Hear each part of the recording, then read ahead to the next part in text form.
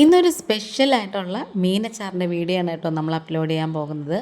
നല്ല ടേസ്റ്റാണ്. ചോറ് കൊണ്ടുപോകാനും പൊതിച്ചോറിനകത്ത് വെക്കാനും ഒക്കെ നല്ല അടിപൊളി ടേസ്റ്റാണ് കേട്ടോ. വീഡിയോ സ്കിപ്പ് ചെയ്യാതെ ഫുള്ള് കാണണേ. ഇഷ്ടപ്പെട്ട ചാനലൊന്ന് സബ്സ്ക്രൈബ് ചെയ്ത് സപ്പോർട്ട് കൂടെ ചെയ്യണം. താമസിക്കുന്നില്ല, നമുക്ക് നേരെ വീഡിയോയിലേക്ക് തന്നെ പോവാം.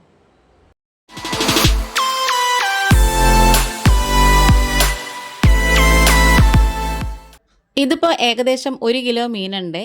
വിനാഗിരിയും ഉപ്പും ഒക്കെ ചേർത്ത് നന്നായിട്ട് കഴുകി വൃത്തിയാക്കി എടുത്തിട്ടുണ്ട്. ഞാനെപ്പോഴും മീനച്ചാർ ഉണ്ടാക്കുമ്പം കഷ്ണങ്ങൾ ഇതുപോലെ നീളത്തിലാണ് അരിയുന്നത്. അതുപോലെ തന്നെ കറുത്ത കഷ്ണങ്ങൾ ഇതിനകത്തുണ്ടെങ്കിൽ അത് നമ്മൾ എടുക്കാറില്ല. അത് നമ്മളപ്പോഴത്തെ തന്നെ മാറ്റി കുട്ടികൾക്ക് വറുത്ത് കൊടുക്കുകയോ എന്തെങ്കിലും ചെയ്യാറുണ്ട്. അച്ചാറിനകത്ത് ചേർക്കാറില്ലേ. ഇനി നമുക്ക് പൊടികളൊക്കെ ചേർത്തൊന്ന് പുരട്ടി വെക്കണം. അതിന് വേണ്ടിയിട്ട് ഞാനിവിടെ ഒരു 1/4 ടീസ്പൂൺ മഞ്ഞൾപ്പൊടി എടുത്തിട്ടുണ്ട്. അതുപോലെ തന്നെ പിരിയൻ മുളകിൻ്റെ പൊടിയാണ് ചേർത്ത് കൊടുത്തേക്കുന്നത്. അതിപ്പം ഏകദേശം ഒരു ടീസ്പൂൺ ഇട്ട് കൊടുത്തിട്ടുണ്ട്. അതുപോലെ തന്നെ എരിവുള്ള മുളക് പൊടി വളരെ കുറച്ച്, നല്ല എരിവുള്ള മുളക് പൊടിയാണ്, അത് കുറച്ചിട്ട് കൊടുത്തിട്ടുണ്ട്. പിന്നെ ഒരു ഇച്ചിരിയും ഉലുവാപ്പൊടി ചേർത്ത് കൊടുക്കുവാണ്, ഒരു നുള്ളൊക്കെ മതി. അതുപോലെ തന്നെ ഒരു നുള്ള കായപ്പൊടിയും കൂടി ചേർത്ത് കൊടുക്കുവാണ്. പിന്നെ ഈ അച്ചാറിന് നമ്മൾ കുരുമുളകൊന്നും ചേർക്കാറില്ല. പിന്നെ ഇതിലേക്ക് ഒരു ഇച്ചിരിയും ഇഞ്ചിയും വെളുത്തുള്ളിയും ചതച്ചതും കുറച്ച് ഉപ്പും കൂടി ചേർത്ത് കൊടുക്കാം. ഉപ്പ് കഷ്ണത്തിലൊക്കെ പെട്ടെന്ന് തന്നെ പിടിക്കും. മാംസകഷ്ണങ്ങളിൽ ഉപ്പ് പെട്ടെന്ന് പിടിക്കുന്നതാണ്. ഇത് പുരട്ടി വെക്കാൻ വേണ്ടിയിട്ടായതുകൊണ്ടാണ് ഇത്രയും കുറച്ച് മസാലയൊക്കെ എടുത്തത്. ബാക്കി നമ്മൾ വറുത്തെടുത്തിട്ട് അച്ചാർ ഉണ്ടാക്കുമ്പോഴാണ് ചേർക്കുന്നത്. ഇനി ഇത് കൈ കൊണ്ട് നന്നായിട്ട് ഇങ്ങനെ തിരുമ്മി യോജിപ്പിച്ചെടുക്കണം. ഓരോ കഷ്ണത്തിലും ആ പൊടികളൊക്കെ പിടിക്കത്തക്ക രീതിയിൽ നന്നായിട്ട് ഇങ്ങനെ പുരട്ടി തിരുമ്മി യോജിപ്പിച്ചെടുക്കും. സെറ്റാക്കി വെക്കണേ. നല്ല ടേസ്റ്റാണ് കേട്ടോ ഈ ഒരു മീനച്ചാറെന്ന് പറയുന്നത്. ഇത് നമ്മളിവിടെ ചോറിന് ഉണ്ടാക്കി വെച്ചാലും കുട്ടികളും എല്ലാവരും കാപ്പി കുടിക്കുമ്പോഴെല്ലാം അതിൻ്റെ കൂടെ എടുക്കാറുണ്ട്. ഇനി നമുക്കിതൊരു അരമണിക്കൂർ അടച്ചങ്ങ് മാറ്റി വെച്ചേക്കാം. അങ്ങനെ നമ്മൾ വറക്കാനായിട്ട് ഒരു കടായിയൊക്കെ വെച്ച് കൊടുത്തിട്ടുണ്ട്. അപ്പം ഗരം മസാല എൻ്റെ കയ്യിൽ പൊടിച്ചത് തീർന്നു പോയതുകൊണ്ട് അത് ഞാൻ പൊടിച്ചെടുത്തിട്ടാണ് കേട്ടോ കുറച്ച് ചേർത്ത് കൊടുക്കുന്നത്. മീനച്ചാർ ഉണ്ടാക്കുമ്പം അതിൽ കുറച്ച് ഗരം മസാല ചേർക്കുന്നത് ഒരു പ്രത്യേക ടേസ്റ്റാണ്. അങ്ങനെ ഞാൻ ഇനി നല്ലെണ്ണയാണ് കേട്ടോ ഒഴിച്ചു കൊടുക്കുന്നത്. ഞാൻ അച്ചാർ ഉണ്ടാക്കുന്നതും അച്ചാറിന് വറുത്തെടുക്കുന്നതും എല്ലാം നല്ലെണ്ണയ്ക്കകത്താണ്. അല്ലെങ്കിൽ പെട്ടെന്ന് ചീത്തയായി പോകും, അതുകൊണ്ടാണേ. ഒരു ഫ്ലേവറൊന്നും വ്യത്യാസമൊന്നും തോന്നത്തില്ല. നല്ല ടേസ്റ്റാണ് കേട്ടോ. ഇനി നമുക്ക് ഗ്യാസ് ഒരു ഹൈ ഫ്ലെയിമിൽ വെച്ചിട്ട് വേണം ഇതേപോലെ കഷ്ണങ്ങളൊക്കെ പെറുക്കി അതിനകത്തോട്ട് ഇട്ട് കൊടുക്കാനായിട്ട്. കുറഞ്ഞ തീയിൽ നമ്മൾ ഈ കഷ്ണങ്ങൾ വറുത്തെടുക്കണമെന്നുണ്ടെങ്കിൽ അതിൻ്റെ ഉൾഭാഗമൊന്നും വെന്ത് കിട്ടത്തില്ല. അതുകൊണ്ട് കുറച്ച് മീഡിയത്തിലും അതുപോലെ തന്നെ ഹൈ ഫ്ലെയിമിലും വെച്ച് വേണം നമ്മൾ മാംസകഷ്ണങ്ങൾ ഇതേപോലെ വറുത്തെടുക്കാനുള്ളത്. ഒരുപാടങ്ങ് കരിഞ്ഞു പോകാതെ ശ്രദ്ധിക്കണേ. നമ്മൾ കൂടെ തന്നെ നിന്നിട്ട് ഇതുപോലെ ഒന്ന് തിരിച്ചും മറിച്ചും ഇളക്കി നന്നായിട്ട് ഇങ്ങനെ മൊരിയിച്ച് വറുത്ത് കോരിയെടുക്കണം.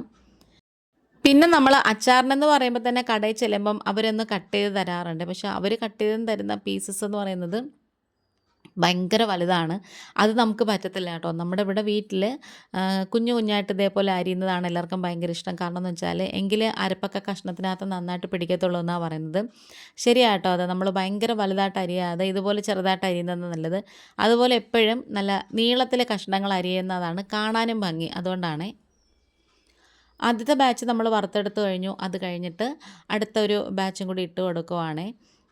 പെട്ടെന്ന് തന്നെ വെന്ത് കിട്ടുന്നൊരു കഷ്ണമാണ് ഈ കേരച്ചൂരയുടെ. കേരച്ചൂര മീനാണ് കേട്ടോ അച്ചാറിടാനും നല്ലത്. അങ്ങനെ നമ്മളിത് മൊത്തം വറുത്തെടുത്തിട്ടുണ്ട്. ഇനി ഒരു 5-6 പച്ചമുളക്, എരിവുള്ള പച്ചമുളക് എടുത്തിട്ടുണ്ട്. 1.5 ഇഞ്ച് നീളത്തിലുള്ള വലിയൊരു കഷ്ണം ഇഞ്ചി എടുത്തിട്ടുണ്ട്. പിന്നെ ഒരു 3 വലിയ വെളുത്തുള്ളി എടുത്തിട്ടുണ്ട്. അതും തൊലിയൊക്കെ കളഞ്ഞിട്ട് നന്നായിട്ട് ഇതുപോലെ കട്ട് ചെയ്ത് വെച്ചിട്ടുണ്ട്. വലിപ്പമുള്ള വെളുത്തുള്ളിയായിരുന്നു. അതുപോലെ തന്നെ പച്ചമുളക് നല്ല എരിവുള്ളതാണ്. ഇഞ്ചി നമ്മളെടുത്തത് നാടൻ ഇഞ്ചിയാണ് കേട്ടോ. അതുകൊണ്ട് തന്നെ പെട്ടെന്ന് തന്നെ ആ ഒരു മണവും ഗുണവും എല്ലാം ഉണ്ട്. ഇനി നമുക്ക് കുറച്ച് നല്ലെണ്ണയും കൂടെ ഒഴിച്ചു കൊടുത്തതിന് ശേഷം അതിലേക്ക് 1 ടീസ്പൂൺ കടുകും 1/4 ടീസ്പൂൺ ഉലുവയും കൂടി ചേർത്ത് കൊടുക്കുവാണ്. നല്ലോണം പൊട്ടി മണം വരുമ്പോഴത്തേക്ക് നമുക്കതിലേക്ക് 2 വറ്റൽമുളക് മുറിച്ചതും പിന്നെ നമ്മൾ കട്ട് ചെയ്ത് വെച്ചിട്ടുണ്ടായിരുന്ന കഷ്ണങ്ങളൊക്കെ ഇല്ലേ, ഇഞ്ചിയുടെയും വെളുത്തുള്ളിയുടെയും പച്ചമുളകിൻ്റെയും, അതും കൂടി ചേർത്ത് കൊടുക്കുവാണേ. ഇനി ഇത് നന്നായിട്ട് ഇങ്ങനെ ഒന്ന് വഴറ്റി കൊടുക്കണം. നല്ലോണം ഇങ്ങനെ ക്രിസ്പി ആവുന്നത് വരെ മൊരിയിച്ചെടുക്കണം. അല്ലാന്നുണ്ടെങ്കിൽ അച്ചാർ പെട്ടെന്ന് ചീത്തയാകി പോവേ. അപ്പോൾ നമ്മൾ ഈ രീതിയിൽ തന്നെയാണ് കേട്ടോ ബീഫ് അച്ചാറും ചിക്കൻ അച്ചാറും എല്ലാം ഉണ്ടാക്കുന്നത്. കാടമുട്ട കൊണ്ടും കുഞ്ഞു കാടമുട്ട കൊണ്ട് അച്ചാറുണ്ടാക്കാം. നല്ല ടേസ്റ്റാണ്. ഇനി ഇത് കൈ എടുക്കാതെ നല്ല ക്രിസ്പി ആയിട്ട് നമ്മൾ കൂടെ നിന്ന് തന്നെ ഇതിങ്ങനെ വറുത്ത് നല്ലോണം മൊരിയിച്ചെടുക്കണേ. അപ്പോൾ നമ്മളിങ്ങനെ കുറേ സമയം കഴിയുമ്പോഴത്തേക്കും ഇതിങ്ങനെ ക്രിസ്പി ആവുന്നതിൻ്റെ ഒരു മൂക്കുന്നൊരു സൗണ്ട് ഉണ്ടല്ലോ, അത് കേൾക്കും. ആ സമയമാകുമ്പോഴത്തേക്ക് നമുക്ക് കായപ്പൊടി ചേർത്ത് കൊടുക്കാം. അത് തുറക്കാൻ പാടായത് ഞാൻ അടപ്പങ്ങ് വലിച്ചൂരി കേട്ടോ. എന്നിട്ട് നമ്മളിതിലേക്ക് ഏകദേശം ഒരു 1/2 ടീസ്പൂണോളം കായപ്പൊടി ചേർത്ത് കൊടുക്കുവാണ്. ഇതേ സമയം നമ്മൾ ചേർത്താൽ വറുത്ത് പൊടിക്കുന്ന കായത്തിൻ്റെ ഒരു എഫക്റ്റ് ഉണ്ടല്ലോ, അത് നമുക്ക് കിട്ടും. അതുകൊണ്ടാണ്. അപ്പം ഉലുവ നമ്മൾ നേരത്തെ മുഴുവൻ ചേർത്തിട്ടുണ്ട്. ഇനി ഞാനിവിടെ ഒരു നുള്ളു മഞ്ഞൾപ്പൊടിയും ഒരു 4 ടേബിൾ സ്പൂണോളം നമ്മുടെ പിരിയൻ മുളകിൻ്റെ പൊടിയും ഒരു 2.5 ടേബിൾ സ്പൂണോളം എരിവുള്ള മുളക് പൊടി ഉണ്ടല്ലോ, അതും കൂടി ചേർത്ത് കൊടുക്കുവാണ്. ഇനി ഇതെല്ലാം കൂടി ചേർത്ത് നന്നായിട്ട് ഇങ്ങനെ ഒന്ന് വറുത്തെടുക്കണം. ആ പൊടികളുടെയൊക്കെ ഒരു പച്ച മണം, ഒരു കുത്തലുണ്ടല്ലോ, ഒരു മുളകിൻ്റെ ഒരു കുത്തൽ കാണുമല്ലോ, അത് പോകുന്നത് വരെ നന്നായിട്ട് ഇങ്ങനെ ഒന്ന് മൊരിയിച്ചെടുക്കണേ. നമ്മുടെ ഈ ചാനലിൽ കുറേ നല്ല നല്ല റെസിപ്പീസൊക്കെ ഇട്ടിട്ടുണ്ട് കേട്ടോ. കുറേ നല്ല അച്ചാറുകളുടെ വീഡിയോ ഇട്ടിട്ടുണ്ട്.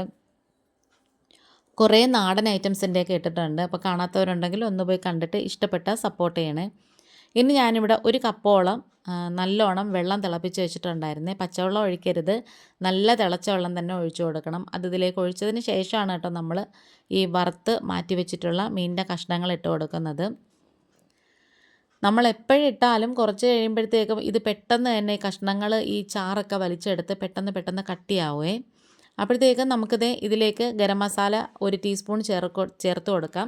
അപ്പോൾ ഞാൻ നേരത്തെ പറഞ്ഞിട്ടുണ്ടായിരുന്നു പൊടിച്ചത് ഇല്ലാത്തതുകൊണ്ട് പിന്നെ ഞാൻ പൊടിച്ചിട്ടാണ് കേട്ടോ ചേർത്ത് കൊടുക്കുന്നത്. അപ്പോൾ ഉപ്പ് കുറവാണ്, അപ്പോൾ കുറച്ച് ഉപ്പും കൂടി ചേർത്ത് കൊടുത്ത് നമ്മൾ നേരത്തെ അരപ്പിലൊന്നും ഉപ്പിട്ടിട്ടില്ല.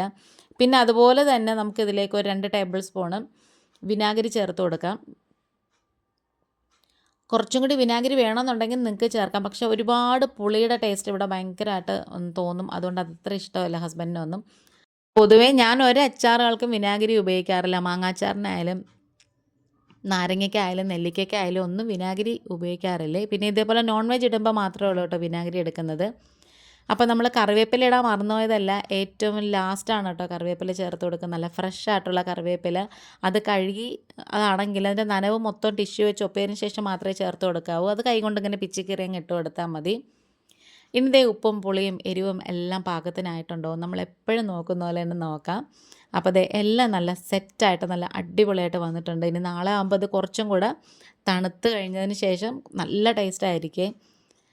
അങ്ങനത്തെ നമ്മുടെ കിടില മീനച്ചാർ, കേരച്ചൂര കൊണ്ടുള്ള മീനച്ചാർ ഇവിടെ റെഡിയായി വരുവാണ്. നല്ലോണം തിളച്ച് വരുന്നുണ്ട്. ഇനിയിപ്പോൾ ഗ്യാസ് നമുക്ക് ഓഫ് ചെയ്ത് വെച്ചേക്കാം. ഇനി ആ ഒരു ചെറിയൊരു ചൂടിനകത്തുനിന്ന് നമ്മൾ മാറ്റി അപ്പുറത്തെ ഗ്യാസിലേക്ക് വെക്കണം കേട്ടോ.